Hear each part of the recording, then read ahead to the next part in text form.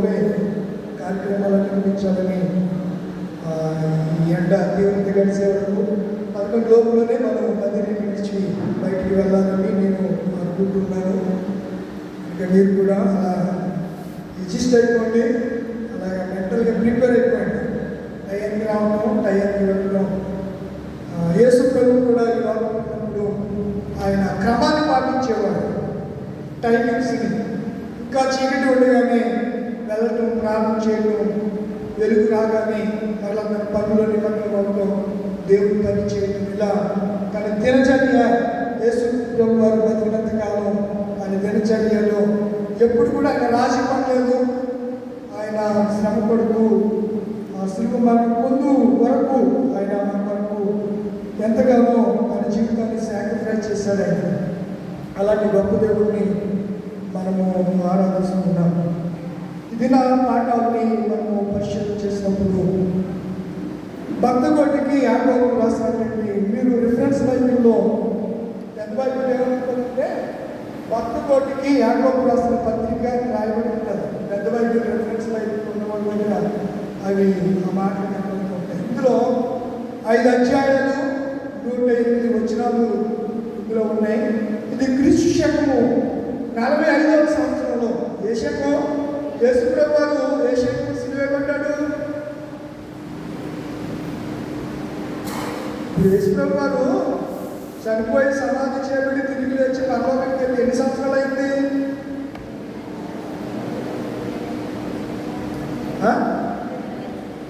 ఇది ఎన్నో సంవత్సరం? ఇది 2000. ఆయన 30లో చనిపోయాడు. ఎప్పుడు? క్రీస్తు శకం 30లో సిలువ పడ్డాడు ఆయన. ఇవి కూడా మీకు తెలియాలి. హిస్టారికల్ ఎవిడెన్స్ కావాలి మనకి. కొన్ని విషయాలు తెలియకోకుండా సభలకు పరిగెట్టేసిన ఎందుకు ఉపయోగం లేనప్పుడు, దేవుడి వాక్యాన్ని హృదయంలో దాచుకోలేనప్పుడు, భద్రపరచుకోలేనప్పుడు, విన్న వాక్యాన్ని చెప్పలేనప్పుడు మనం ఎక్కడికి వెళ్తే ప్రయోజనం? కనుక వినాలి. ప్రతి వాడునంట ఏం చేయాలంట? చెప్పండి అమ్మా, ఏం చేయాలి? 19వ వచనం ఉంటుంది. నా ప్రియ సహోదరులారా, యాకోబు రాసిన పత్రిక 1వ అధ్యాయము ఏంటండి? నా ప్రియ సహోదరులారా. నేను కూడా అంటున్నాను, మీరు అందరూ నాకు ప్రియమైనటువంటి సిస్టర్స్ అండ్ బ్రదర్స్. నా ప్రియ సహోదరులారా, మీరు ఈ సంగతి ఎరుగుదురు కనుక ప్రతి వాడును ఏమయ్యాలి?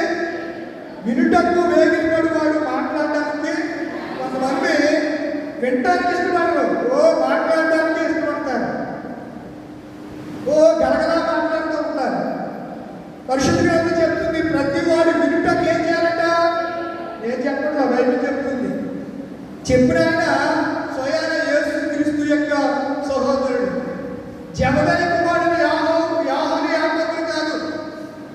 షలోమి జబదయి కుమారుడు యాకోబు కాదు. ఈ పత్రిక రాసింది ఎవరు రాశారు? ఈ పత్రిక యేసు ప్రభు వారికి తమ్ముళ్ళు ఉన్నారు, తెలుసా మీకు? తెలీదా? ఆయనకి యాకోబు, సిమియోను, మరియా అనే సహోదరులు, అక్క చెల్లెళ్ళు ఆయనకు ఉన్నారు. ఇంగ్లీష్లో సిస్టర్స్ అనే దానికి ఏమనుంటుందంటే సిస్టర్స్ అనే ఉంటుంది ఇంగ్లీష్లో. మన తెలుగులో అయితే చెల్లి, తమ్ముడు, చెల్లి అక్క అంటాం. అదే ఇంగ్లీష్లో పెద్దక్క, చిన్నక్క నేను రాయలేదు అక్కడ. సిస్టర్స్ అని ఉంటుంది. అర్థమవుతుందా? సిస్టర్స్ అంటే చెల్లైనా కావచ్చు, అక్కైనా కావచ్చు. మనం గమనించాలి. కనుక ఈ యాకోబు క్రీస్తు సహోదరుడు, ప్రభువైన యేసు క్రీస్తు యొక్క సోదరుడు. తన తల్లి అయినటువంటి యేసుని కన్న తల్లి అయిన మరియా తరువాత యేసేపు ద్వారా కుమారుని కుమార్తెలను కన్నది. ఆయన సహోదరుడు యాకోబు అన్య దేశాల్లో చెదిరి ఉన్న 12 గోత్రాల వారికి శుభమని చెప్పి రాయింది. ఎక్కడుంది నేను చెప్పిన మాట? 1వ అధ్యాయము 1వ వచనం. దేవుని యొక్కయు మన ప్రభువైన యేసుక్రీస్తు యొక్కయు దాసుడైన యాకోబు అన్య దేశములందు చెదిరి ఉన్న 12 గోత్రముల వారికి శుభమని చెప్పి రాయింది. ఎవరికి రాస్తున్నాడు ఈ పత్రిక? అన్య దేశాలు ఎవరు చెదిరిపోయారు?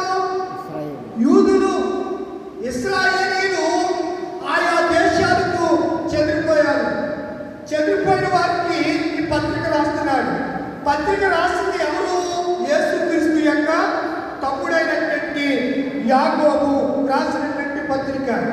యాకోబు కొంచెం మనకి ఆ సీఎం దగ్గరైనా పిఎం దగ్గరైనా, పిఎం ఎవరు అనుకుంటున్నారు? మా అన్న అంటాం. యేసు ప్రభు స్వయానికి ఏమంటాడు? అన్న అన్న. అయితే ఏమో చెప్పుకుంటున్నాడు తెలుసా? ఏమో చెప్పుకుంటున్నాడు? యేసుక్రీస్తు యొక్క దాసుడునైన యాకోబు తమ్ముడు అన్నగారు ఏమని పిలుస్తున్నాడు చెప్పండి? నేను ఆయనకు దాసుడును. దాసుడంటే యేసయ్య యాకోబు ఏమవుతాడు? యజమానుడు. యజమానుడు. నా యజమానుడైన యేసుకు నేను దాసుడినై, యాకోబును నేను అన్య దేశాలలోనికి చెదిరిపోయినటువంటి 12 గోత్రాలు. ఇశ్రాయేలు ఎన్ని గోత్రాలు? 12 గోత్రాలు. 12 గోత్రాల వారికి శుభమని చెప్పి వ్రాయినది. మొదటి వచనం చూసారా? శుభము అని చెప్పి వ్రాయినది. ఇక్కడ నా అనే మాట కొన్నిసార్లు వాడబడింది. మనం 19లో చదవం కదా, నా ప్రియ సహోదరులారనే మాట. చూడండి, మొదటి అధ్యాయం 2వ వచనంలో నా సహోదరులారా ఏమంటున్నాడు? My dear brothers and sisters, నా సహోదరులారా అని చెప్తూ, మీ విశ్వాసము కలుగు పరీక్ష ఓర్పును పుట్టించినది ఎరిగి. మీ విశ్వాసానికి ఏం కలుగుతుంది? పరీక్ష. పరీక్షలో మీరు ఎలా ఉండాలి? ఓర్పుగా ఉండాలి. విశ్వాసంలో మీరు ఎలా ఉండాలి? ఓర్పు కలిగి ఉండాలి, సహనం కలిగి ఉండాలి అనే మాట అక్కడ మాట్లాడుతున్నాడు. మరొక మాట మీకు జ్ఞాపకం చేస్తాను. 16వ వచనం, నా ప్రియ సహోదరులారా మోసపోకుడి. ఏమంటున్నాడు? సహోదరులారా మోసపోకుడి. శ్రేష్టమైన ప్రతి ఇవియు సంపూర్ణమైన ప్రతి వరమును పరసంబంధమైనది జ్యోతిర్విడగు తండ్రి యొద్ద నుండి వచ్చును. ఎక్కడి నుంచి వస్తున్నాయంట? వరములు లేకపోతే ఫలములు ఎక్కడి నుంచి వస్తున్నాయి? పరసంబంధమైనవి. అంటే ఇహలోక సంబంధమైనవి కావు. ఇహలోకములో ఇల్లుంటే ఆశీర్వాదం అనుకుంటారు, ఇహలోకంలో పొలం ఉంటే ఆశీర్వాదం అనుకుంటారు, ఇహలోకంలో ఉద్యోగం ఉంటే ఆశీర్వాదం అనుకుంటారు, ఇహలోకంలో ఐశ్వర్యం ఉంటే ఆశీర్వాదం అనుకుంటారు. ఇలా ఇహలోకంలో నువ్వు కలిగింది ఆశీర్వాదం కాదు, అది దేవుడు నీకు కావాలని నీకు తెలుసు. అందుకే పండుగ ప్రసంగం అన్నాడైనా, ఆకాశ పక్షులు చూడండి, అవి విత్తవు పోయవు, కొట్లలో కూర్చుకునవు, వాటి కంటే మీరెవరు? మీకు ఇవి కావాలి, ఇల్లు కావాలని ఆయనకి తెలుసు, బ్రతకడానికి ఉద్యోగం కావాలని ఆయనకి తెలుసు, తినడానికి తిండి గింజలు పండించుకోవడానికి భూమి కావాలని ఆయనకి తెలుసు. ఇవన్నీ ఎవరికి తెలుసు? జగత్తుని అందరి సమస్తమును సృష్టించిన సర్వేశ్వరుడైన మన తండ్రికి ఇవన్నీ మనకి కావాలని ఎవరికి తెలుసు? దేవుడికి తెలుసు.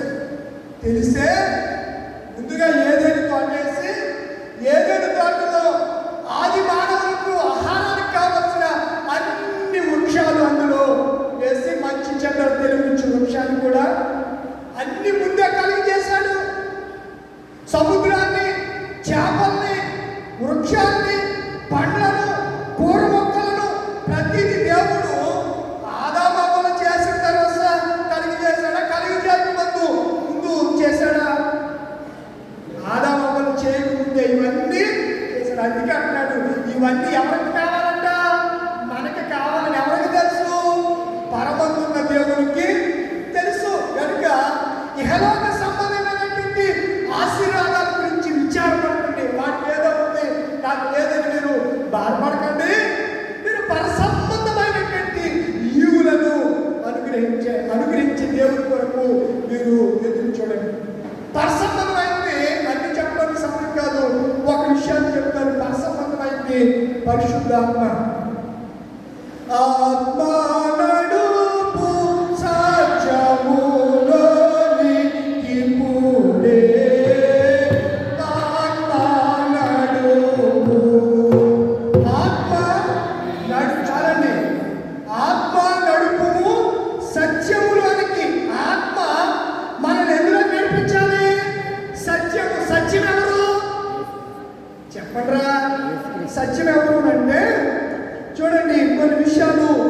నేను మీకు జ్ఞాపకం చేయడానికి ఇష్టపడుతున్నాను. 18వ వచనం చదవండి.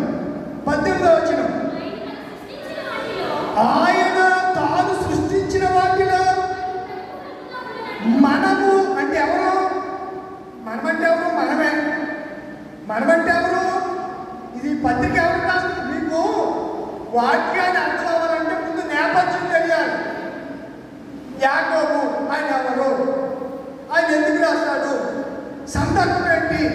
ఏ సందర్భంలో ఈ పత్రిక దేవుడు పరిశుద్ధాత్ముడు యాకోబు యేసుప్రభు సోదరుడైన యాకోబుతో ఎందుకు రాయించాడు? ఈ విశ్లేషణ మనకు అర్థం కావాలి. ఈ నేపథ్యం బ్యాక్గ్రౌండ్ మనకు అర్థం కావాలి. ఇదేమీ తెలియకోకుండా మనము కేవలం విలువలు బట్టి ఉంటే మనం ఏమైపోతామంట? మమ్మల్ని మనము మోసం చేసుకుంటామంట. విలువలు బట్టి ఉంటే మనము ఏం చేసుకుంటాం? మోసం చేసుకుంటాం. ఉందా మాట? 22వ వచనం,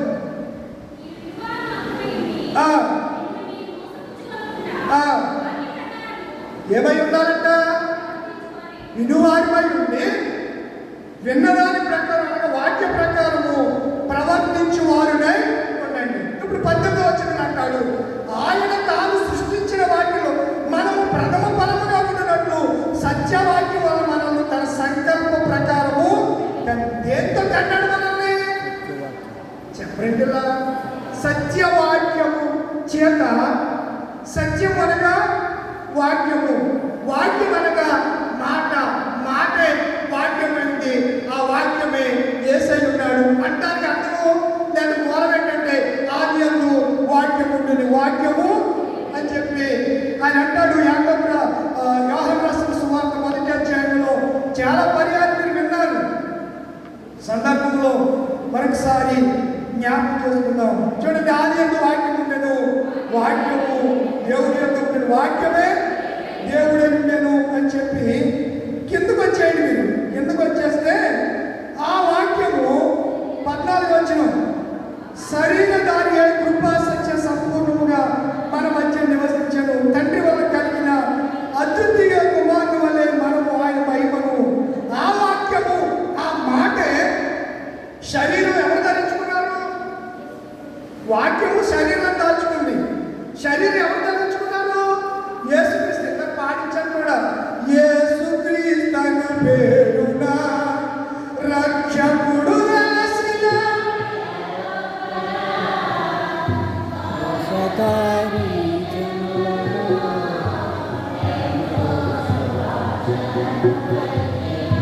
చాలు అమ్మా, నాకు తెలియగలుగుతుంది. మీరు ఏమనుకున్నా కానీ ఏంటి అలా పాడతారంటే అసలు కొంచెం స్వరమెత్తి పాడతారా? వచ్చిన పాటలు పాడటం మీకు మాయరాటం ఏంటి? వచ్చిన కూడా కొంచెం గట్టిగా పాట. అసలు వీళ్ళెవరు పాడారనుకోండి ఏం పాడరు, వాళ్ళు పాడితే ఏం పాడరు. మీకు ఇన్ని వర్గాలు ఉన్నాయి, ఇన్ని గుంపులు ఉన్నాయా? నాకు తెలియట్లేదు. ఒకరు పాడితే ఒకరు మానేస్తారు, ఒకరు పాడుతుంటే ఇంకొకరు మానేస్తారు. ఏం చెప్పులేదు మీకు? ఎక్కడి నుంచి వచ్చింది మీ సంఘంలో? మనము ఏక శరీరం. మరి అలాంటప్పుడు మీరు ప్రభుత్వ భోజనానికి రాకండి. దరిద్రం ఎవరు వాళ్ళ వచ్చి చచ్చిపోతారు. అక్కడ ఏమన్నాడు కదా, ఈ ఒకే శరీరమును ఈ ఒకే పాత్రలో తాగి మనం అందరము. ఏ శరీరం? 2, 3? మరి ఏంటి? మరి ఒక శరీరం అన్నప్పుడు మరి మీరు అందరూ ఒక మనసుతో పాడరా? మీరు నాకు ఎప్పుడు ఇలా చెప్పడమే సరిపోతుంది. నా జీవనం నేను వచ్చింది కానీ ఈ సేవ వచ్చింది కానీ ఇవాళ బాగుపడతారు నా పిల్లలు, రేపు బాగుపడతారు, రేపు నేర్చుకుంటారు, రేపు ప్రభుత్వం మహిమపడతారు, రేపు దేవుడి నామాన్ని కనపరుస్తారు అని నేను ఎంతో ఆశపడుతుంటే మీరు కారు ద్రాక్షలు కాస్తున్నారు. ఏ ద్రాక్షలు కాస్తున్నారు? రోజు రోజుకి దిగదారిపోతున్నారు అంతే. జాగ్రత్త. చెట్టు వేరు ఏముంది? గొడ్డలు ఉన్నాయి, నరికెట్టడంతే ఏముండదు. చెట్టు వేరు ఏముందంట? ఎవరు చెప్పారు ఈ మాట? బాప్తిస్మం ఇచ్చు యోహాను గారు చెప్పాడు. ఎక్కడ చెప్పాడు? మత్తయి సువార్త 3వ అధ్యాయంలో, ఇదిగో గొడ్డలి చెట్టు వారున ఉంచబడి ఉంది, ఫలింపని ప్రతి చెట్టును నరికి ఎక్కడ వేస్తాడంట?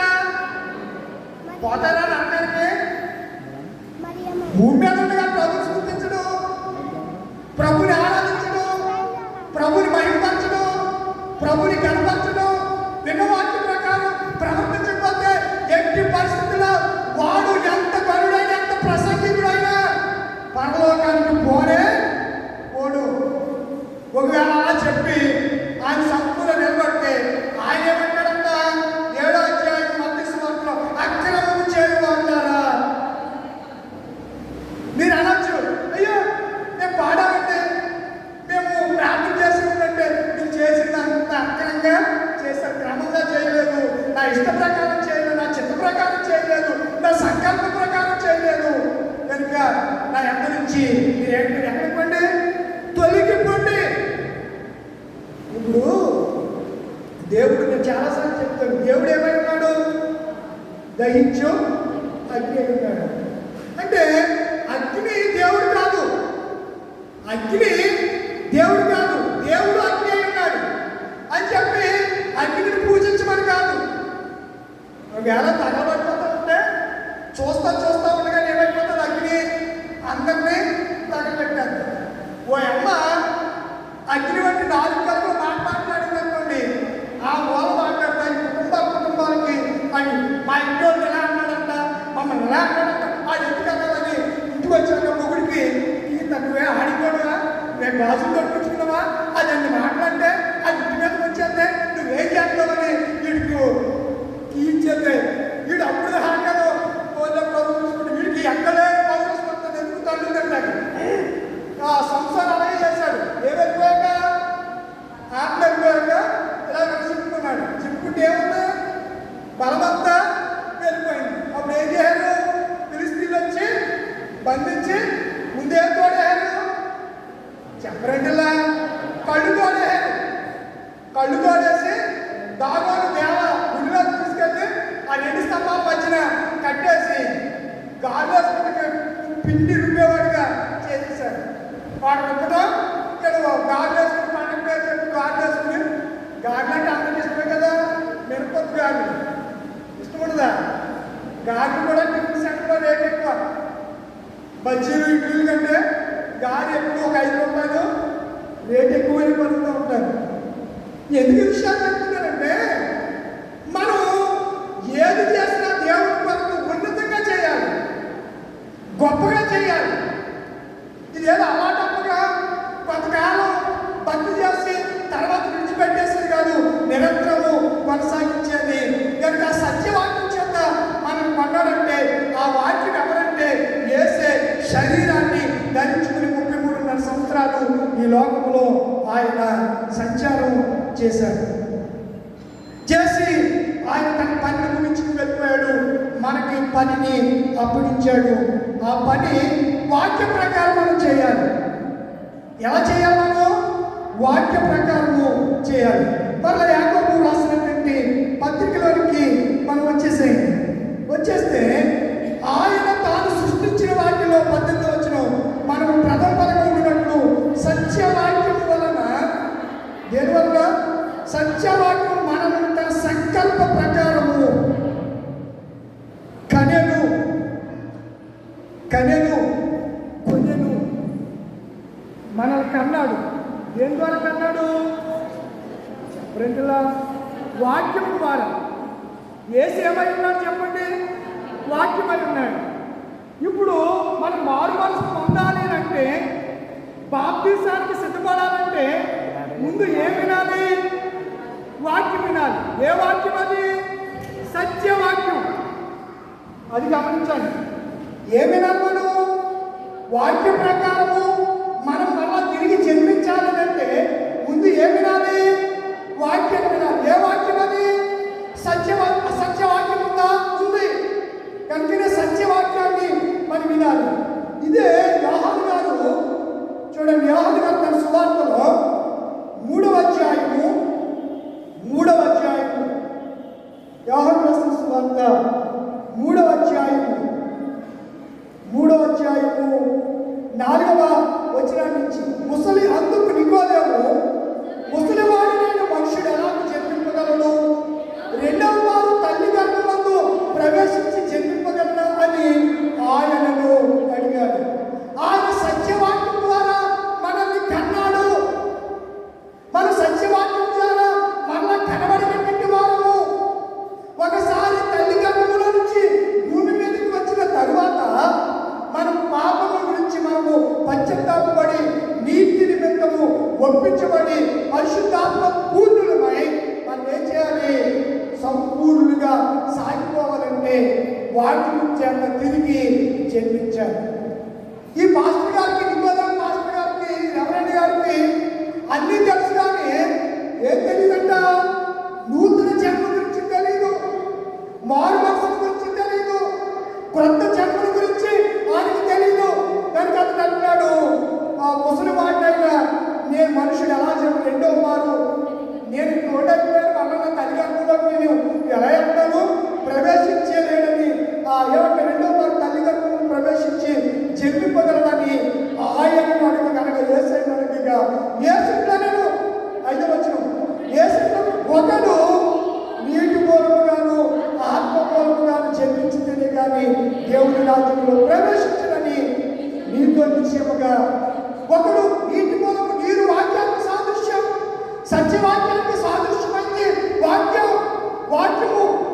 విన్నప్పుడు నీ పాపాల గురించి నువ్వేం పడాలి? పశ్చాత్తాపడి వాటిని విడిచిపెట్టాలి. మనం ఆనందం అంటాము, నీవు నా పాపములు పరిహరించి ఉన్నావు అనే మాటను మనం మాట్లాడతాం. నా అతిక్రమం నేను దాచిపెట్టుకోవట్లేదు, ఒప్పుకుంటున్నాను. ఒప్పుకుని విడిచిపెట్టువాడు ఏం పొందుతాడు? కనికిరాన్ని పొందుతాడు. కనుక ఇప్పుడు సత్యవాక్యము అసత్యం కాదండి, సత్యవాక్యము చేత దేవుడు మనల్ని కన్నాడు. అర్థమైంది కదా? నికోదేము మాస్టర్ గారికి ఆ విషయం అర్థం కాలేదు. సత్యవాక్యం ద్వారా ఆయన మనల్ని కనెను, తన సంకల్పం ప్రకారం అంటాడు. నా ప్రియ సహోదరులారా, మీరీ సంగతి ఎరుగుదురు. ఏ సంగతి ఎరుగుదురు?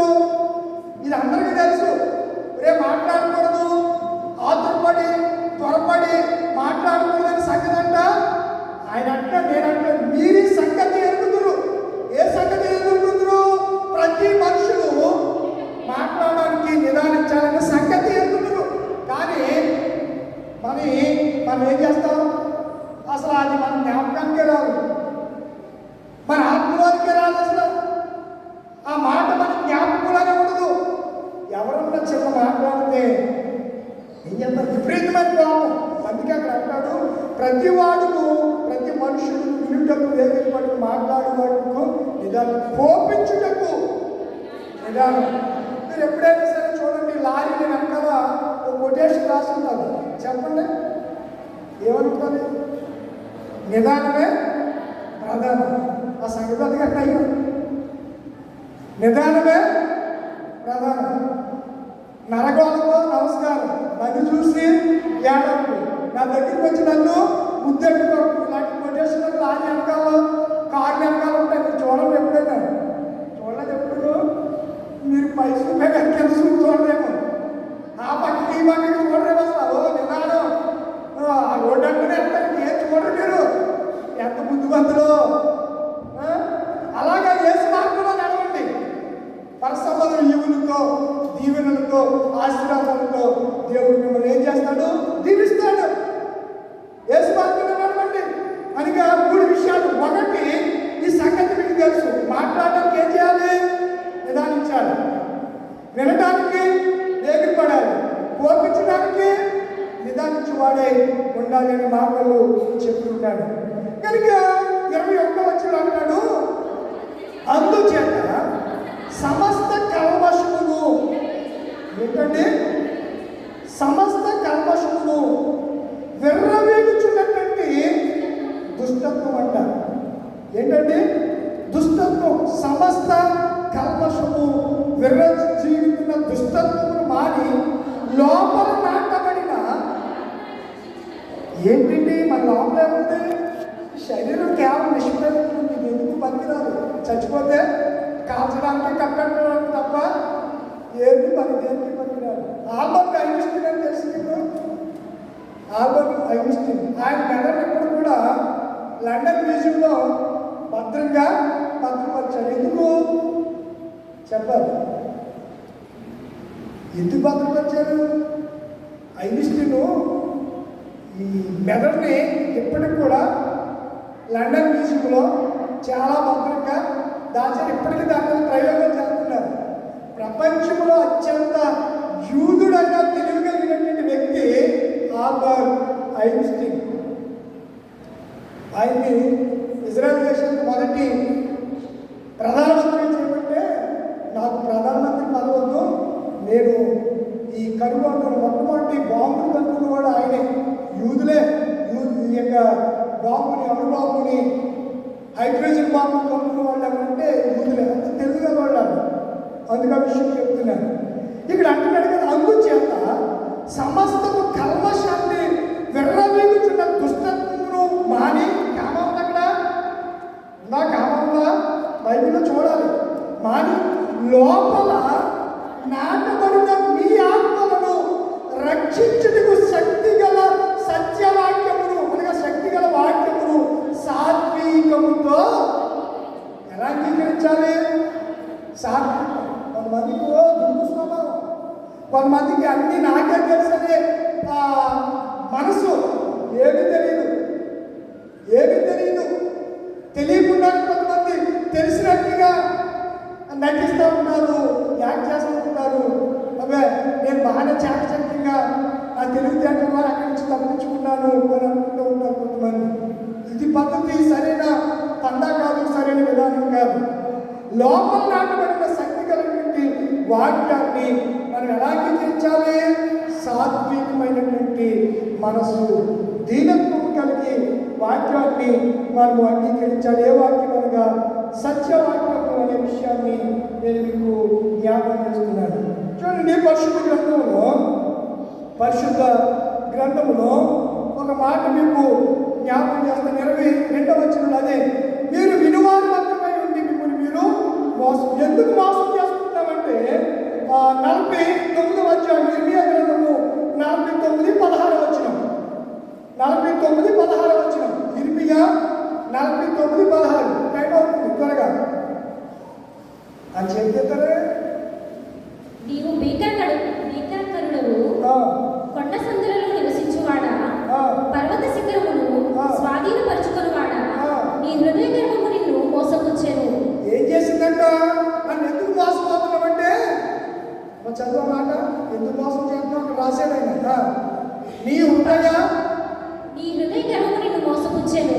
ఏ మోసం చేస్తుంది మనల్ని? హృదయ గర్వం. గర్వం మనం ఏం చేస్తుంది? నాశనానికి ఉందంట. సామెతల్లో మీకు బాగా తెలిసిన కొటేషన్, నాశనానికి ఉందో. హృదయంలో గర్వం ఉండకూడదు. హృదయం ఏముండాలి? సాత్వికం ఉండాలి. నీ హృదయ గర్వం చేత నువ్వేం చేయబడుతున్నావు? మోసము చేయబడుతున్నావు. ఉపద్య గ్రంథము, ఉపద్య 1వ అధ్యాయం 3వ వచనం. ఉపద్య ఎక్కడ ఉంటుంది? తడుపు చచ్చిపోతానండి.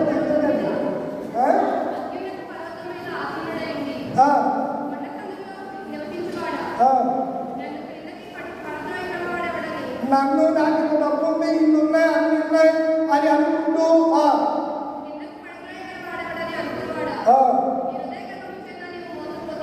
ఏం పోయాడంట? హృదయ గర్వము చేత ఏం పోతున్నా? మోసపోతున్నా. మోసపోకుడి దేవుడు వెక్కిరిన వాళ్ళు మనుషుడు ఏమి విత్తునో ఆ పంటనే మోసం చేసుకోకండి. మనం మోసం చేసి మోసగాళ్ళని పరిమాణం కూడా మంది సంఘాలకు వచ్చేస్తున్నారు ఇష్టానుసారంగా. ప్రతి వాడికి ఒక ముఖం తెలుస్తుంది, బైబిల్ ఇచ్చుకుంటాడు, అయ్యే వాక్యం చెప్తాడు అంటారు. మంచిదే, సత్యాన్ని సత్యంగా చెప్పాలి. ఒక ఆమె నేను దేవుడు దర్శించాడు అని చెప్పి సాక్షి చెప్తానని చెప్పి అది ఇంట్లో కోడి ఉందంట. నిజంగా రియల్గా జరిగిన సంగతి. కోడి ఉందంట. కోడి మంచి కోడి పెట్ట దాన్ని పిల్లలు చేయించాలనుకుంటున్నామే. ఇది గుడ్లు మాత్రం ఎక్కడ పెట్టలేదు? ఇంట్లో పెట్టలేదు. ఎక్కడో పక్కింటోడు ఇంటికి వెళ్ళి గుడ్లు ఎక్కేస్తుంది. ఈ అనుకుందంట, ప్రభువా నా కోడి వచ్చి నా ఇంటికాడ గుడ్డు పెడితే సాక్షి చెప్పుకుంటాడు అని అనుకుంటాను. అది వచ్చింది. ఆకర్షణగా కోళ్ళు కొన్నిసార్లు అలా దాచేస్తూ ఉంటాయి, మరలా గుడికి వచ్చేస్తూ ఉంటాయి. వచ్చేస్తానికి వాటికి అంత కామన్ సెన్స్ తెలుసానికి తెలిసాడు. ఎలా చెప్తామంటే యెషయా గ్రంథం 1వ అధ్యాయంలో ఎద్దు తన కామందు నెరువును గాడిద అంటే పశువులకి. ఇర్మియా గ్రంథం అంటాడు సంతుబడిన కొంగ, గోధుమకు పిట్ట, మంగళ కత్తి వాటి వాటి కాలములు వాటికి తెలుసు అని అంటాడు. ఎప్పుడైనా సునామీ వచ్చిందని ముందు కుక్కలకి ఏనుగులకి తెలుస్తాయి అంట, పశువులకి తెలుస్తాయి. సముద్రంలో ఏమొచ్చేస్తుంది? అవి రంగేసుకుంటూ ఎత్తైనటువంటి దానిలోకి వెళ్ళిపోతాయి. రియల్గా జరిగింది. హుదూద్ తుఫాన్ అని వచ్చింది. ఎక్కడ వచ్చింది? వైజాగ్లో వచ్చింది. ఆ వచ్చినప్పుడు అక్కడ కైలాసగిరి అనే ఒక కొండ ఉంటుంది. ఏ కొండ? కైలాసగిరి అనే ఒక కొండ ఉంటుంది. ఆ ప్రాంతంలో ఉన్నటువంటి ఆ యొక్క జంతువులన్నీ కూడా మనుషులు ఎక్కువ ఒక విహారయాత్ర కేంద్రం, మంచి ప్లేసు. అక్కడ ఉన్నటువంటి దాన్ని వీక్షించడానికి శాస్త్రజ్ఞులు అనేక మంది ఆ కొండ మీదకి వస్తూ ఉంటారు. ఈ అక్కడ పరిసర ప్రాంతాలు అడవిలో ఉన్న కొండ మీదకి వచ్చేస్తున్నాయి. ఏంటి అని ఎవరికి అర్థం కాలేదు. అవి వచ్చిన ఒక రోజు తర్వాత ఏమైంది? సునామీ వచ్చింది, హుదూద్ తుఫాన్ వచ్చింది. భయంకరమైనటువంటి ప్రచండమైనటువంటి పరిస్థితి వైజాగ్లో సంగతులు సౌత్ ఆఫ్రికాలోను, ఇండోనేషియాలోను, అలా కొన్ని దేశాల్లో ఇలాంటి జరిగినటువంటి పరిస్థితులు ఉన్నాయి. పశువులకి వాటికి పరిస్థితుల యొక్క ప్రభావం తెలుస్తుంది, కానీ దేవుని స్వరూపము, దేవుని కోరుకున్న మనుషులకి ఈ సంగతులు గ్రహించలేకపోవడం చాలా శోచనీయం, విచారణకించేటువంటి విషయమే. అందుకే దేవుడు ఈ ప్రత్యేక దినాన్న మనతో ఏం మాట్లాడుతున్నాడంటే, మీలో ఏమనకూడదు, రెండోది ఏమనకూడదు, గర్వం ఉండకూడదు. గర్వం ఎక్కడ ఉంటుంది? గర్వం ఎక్కడ ఉంటుంది? బయట హృదయంలో వస్తుంది. గర్వం అనేది ఎక్కడ వస్తుంది? నెబుకద్నెజరుకి గర్వం ఎక్కడ వచ్చింది? హృదయంలో వచ్చింది. ఏమని వచ్చింది? ఈ అష్షూరు సామ్రాజ్యం అంతా నేనే కదా స్థాపించాను, ఇదంతా నాది కదా అని అనుకున్నాడంట. ఈ మనసు వీళ్ళకి వచ్చిందో లేదో దేవుడు పైనుంచి విని ఒక తన్నుతున్నాడు. ఎక్కడికి వెళ్ళిపోయాడు? అడవులో వెళ్ళిపోయి పశువులే గడుపుతున్నాడు. ఎవరు? నిజంగా జరిగిన చరిత్ర, ఏమని కట్టుకల్లో కళ్ళబొద్దులు కాదు, ఇది రియల్గా జరిగింది. ఇప్పటికీ చరిత్ర పుటల్లో లిఖించబడింది. అష్షూరు అంటే ఇరాక్ పరిపాలించిన రాజు పేరు నెబుకద్నెజరు. అర్థమవుతుందా? నెబుకద్నెజరు. అతని కాలంలో అతను వైపు ఇప్పటికి కూడా వేలాడే ఉయ్యాల వరకు కలిగినటువంటి దేశం ఏదైనా ఉందంటే అది ఇరాక్. ఇప్పటికి కూడా వేలాడే ఉయ్యాలను ఆ దినాల్లోనే చాలా ఆర్టిఫిషియల్ ఇంటెలిజెన్స్ వ్యవస్థలు ఆ దినాల్లో, ఇప్పుడంటే AI అనేది ఇప్పుడు వచ్చింది, ఎప్పుడో ఉంది ఈ ఆర్టిఫిషియల్ ఇంటెలిజెన్స్ అనే వ్యవస్థ. పరిశుద్ధ గ్రంథంలో ఎప్పుడో వీటిని దేవుడు జ్ఞాపకం చేసిన విషయాన్ని జ్ఞాపకం చేస్తున్నాడు. కనుక ఇక్కడ మాట్లాడుతున్నటువంటి మాటలు చూస్తే గర్వం ఉండకూడదట. ఓబద్యా గ్రంథం, ఓబద్యా గర్వం ఎక్కడ వస్తుందని చెప్పాను? హృదయంలో. మొదటి అధ్యాయం 3వ వచనం.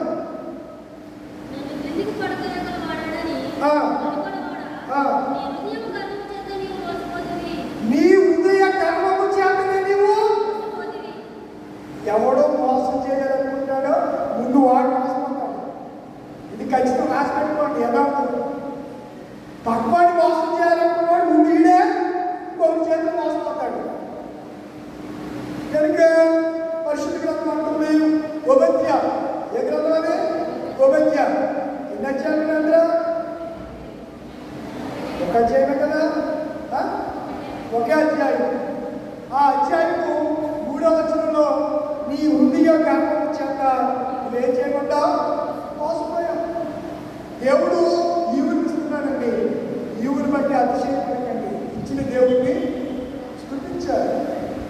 ఇచ్చిన దేవుడిని స్తుతించారు. ఇశ్రాయేలు ప్రజలతో దేవుడు బాగా చెప్పాడు.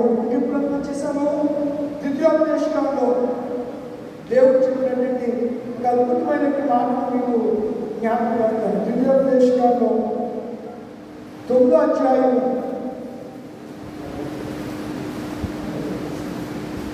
10వ అధ్యాయం 10వ అధ్యాయం. నీవు తిని తృప్తి పొంది 8వ అధ్యాయం 9వ వచనం. 8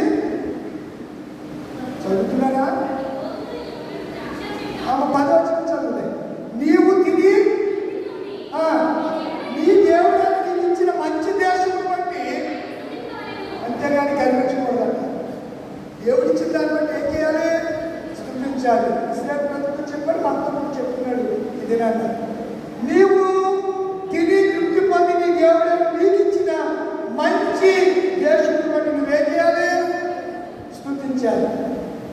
మరొక మాట అంటున్నాడు 11వ వచనం. దేవుడు నేను నీకు ఆజ్ఞాపించిన ఆయన ఆజ్ఞలు విధులు కట్టడం నువ్వు అనుసరించి నీ దేవుడు యెహోవాను మరిచి కడుపారానికి మంచి ఇల్లు కట్టించుకుని వాటిలో నివసింపగా నీ పశువులు నీ గొర్రె మేకలు వృద్ధి అయి నీకు వెండి బంగారం విస్తరించి నీకు కలిగినంత వర్ధిల్లినప్పుడు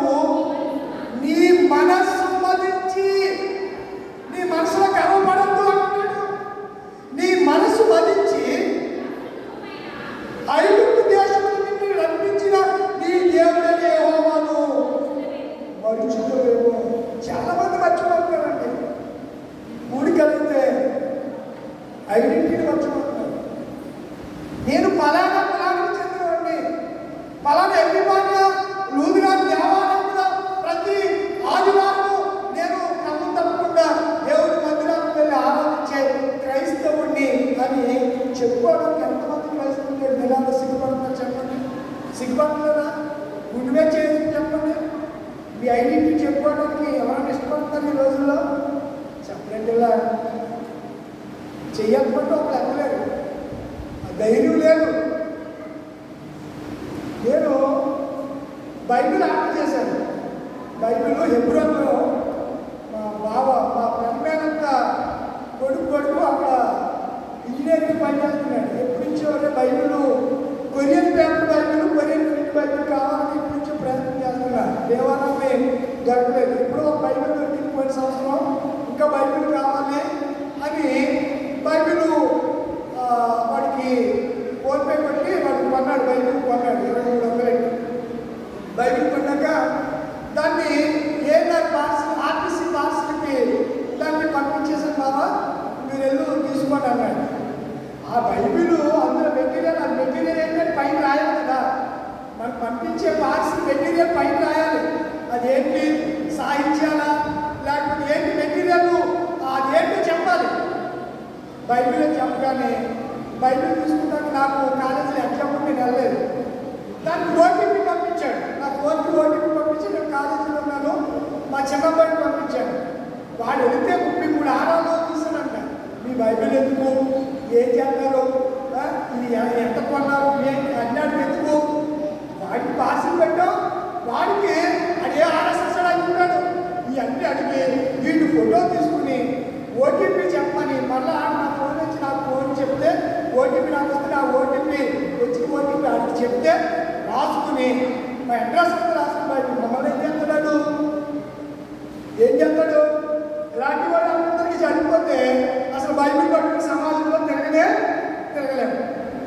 ఇలా కారు పోతలు పూసేవాడికి, ఇలాంటి ఎవరు రూల్స్ అన్ని మన మీద ఉండేవారికి మనకి ఎక్కడే మనోదేవి వచ్చేస్తుంది. నాకైతే విపరీతమైనటువంటి ఒక విధమైనటువంటి బాధ కలిగింది. అయ్యో ప్రభా, ఈ సత్యవాక్యం అంటే అన్నింటికి ఉంటుంది కానీ వాక్యం పనిచేసరికి బైబిల్ని చదవటమే పాపన్నట్టు చూస్తున్నారు కొంతమంది. బైబిల్ చదవటమే అందుచేతనే వాక్యాన్ని స్వాత్మీకంతో మనం అంగీకరించి మనం ఏం చేయాలని దేవుడిని స్తుతించాలంట. ఇంకొక మాట ఉంది 8:18 చివరి వచ్చి మీరు భాగ్యము సంపాదించుకున్నకే విద్యోపదేశకాండం 8:18 ఉందా? మీరు భాగ్యము సంపాదించుకున్నకే మీకు సామర్థ్యము కలుగు చేసిన వాడు ఎవరు? దేవుడనుందా? ఆయనంటే చెప్పండి ఎవరు? యేసుక్రీస్తు. కనుక ఇప్పుడు ఆయన మనం చెప్పాలి అంటే మనకి ఏం కావాలి? ధైర్యం కావాలి. ఇప్పుడు వచ్చే సువార్త పాఠంలోకి యోహాను రాసిన సువార్త 16వ అధ్యాయానికి మనం వచ్చేస్తే 16వ అధ్యాయంలో ఇప్పుడు ఒక పదం పాడుకున్నాం.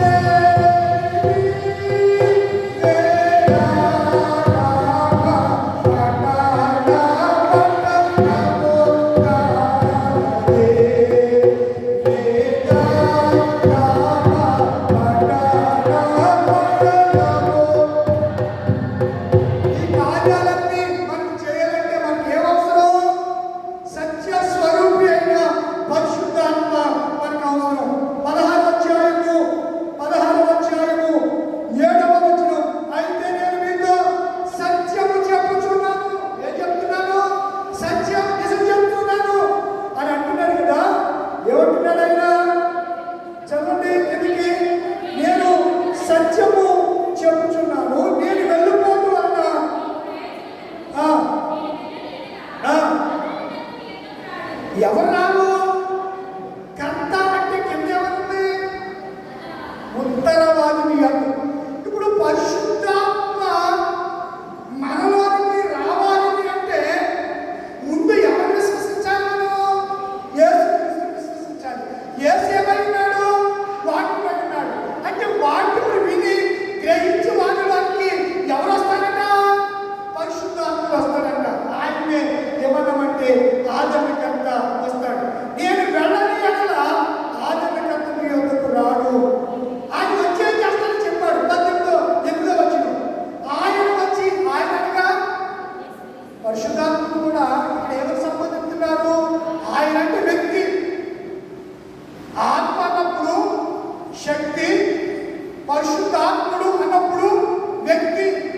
ఆయన వచ్చి దేని గురించి ఆ, ఆ, ఎన్ని ఇలా చూడండి, ఎన్ని మొదటిదంటే, రెండోదంటే, మూడోదంటే తీర్పు.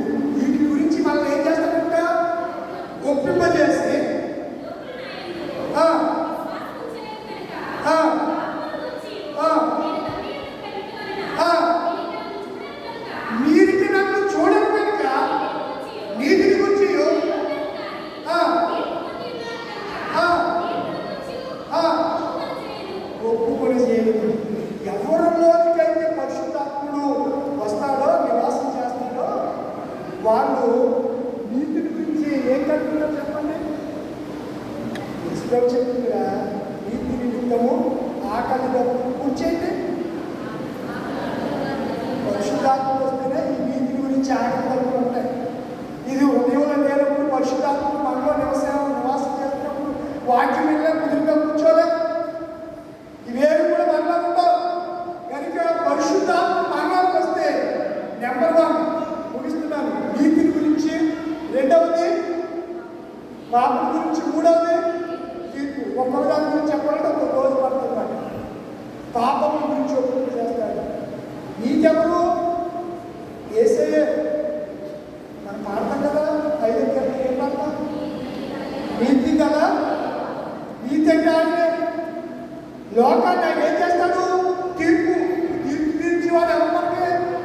అందుకంటాడు, తీర్పు మీ మధ్య మీరు తీర్చుకోకండి, నాకు విడిచిపెట్టండి, తీర్పు తీర్చువాడును నేనే.